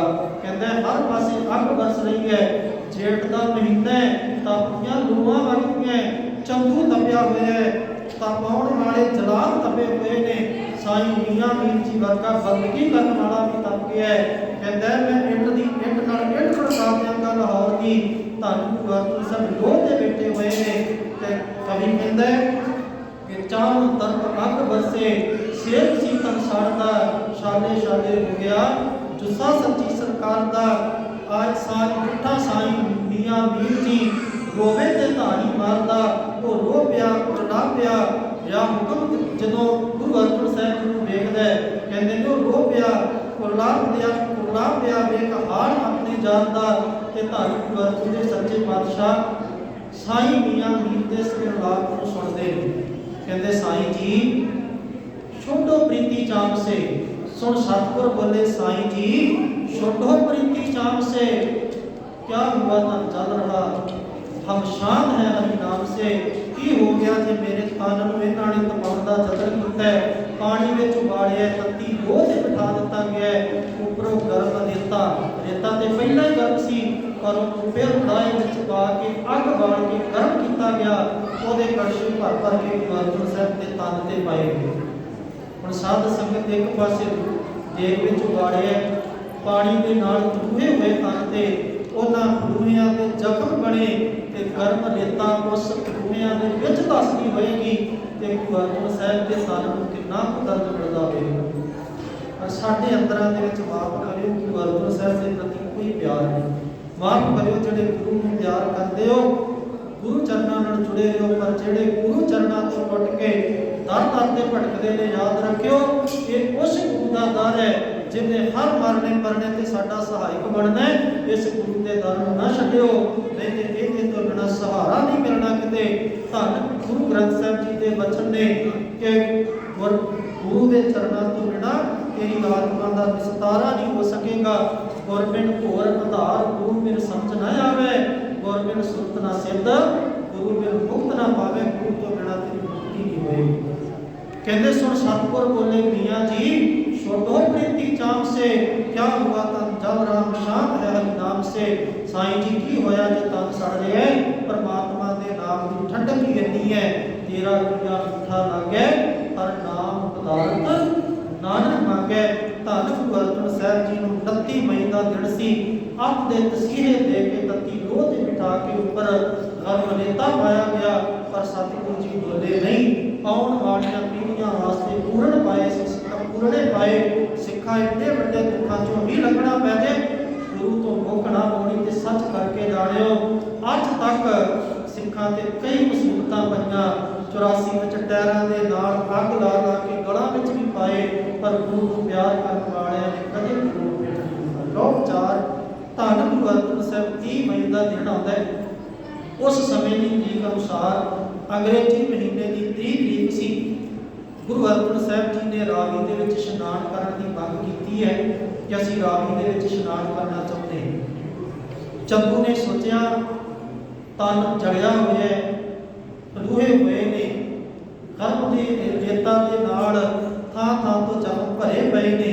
ਰਾਵੀ ਦੇ ਠੰਡੇ ਪਾਣੀ ਵਿੱਚ ਜਾ ਕੇ ਵੜਨ ਤੇ ਹੋਰ ਦੁੱਖ ਮਿਲੇਗਾ।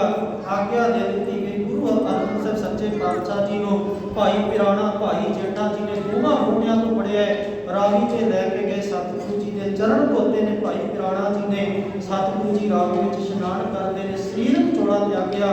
ਧੰਨ ਗੁਰੂ ਅਰਜਨ ਸਾਹਿਬ ਜੀ ਸ਼ਹਾਦਤ ਦਾ ਜਾਮ ਪੀ ਗਏ ਔਰ ਧੰਨ ਗੁਰੂ ਅਰਜਨ ਸਾਹਿਬ ਜੀ ਤੋਂ ਬਾਅਦ ਗੁਰੂ ਹਰਗੋਬਿੰਦ ਸਾਹਿਬ ਗੁਰਤਾ ਗੱਦੀ ਤੇ ਅਸੀਣ ਹੋਏ, ਜਿਨ੍ਹਾਂ ਨੇ ਇਸ ਚੰਦੂ ਦੁਸ਼ਟ ਦਾ ਅੰਤ ਕੀਤਾ ਰੋਪਚਾਰ। ਸੋ ਇਸ ਤਰ੍ਹਾਂ ਧੰਨ ਗੁਰੂ ਅਰਜਨ ਸਾਹਿਬ ਜੀ ਨੂੰ ਅੰਤ ਦੇ ਤਸੀਹੇ ਦੇ ਕੇ, ਅੰਤ ਦੇ ਦੁੱਖ ਦੇ ਕੇ ਧੰਨ ਗੁਰੂ ਅਰਜਨ ਸਾਹਿਬ ਜੀ ਨੂੰ ਸ਼ਹੀਦ ਕਰ ਦਿੱਤਾ ਗਿਆ। ਔਰ ਉਸ ਗਰੀਬ ਨਿਵਾਜ ਸਤਿਗੁਰੂ ਜੀ ਦੇ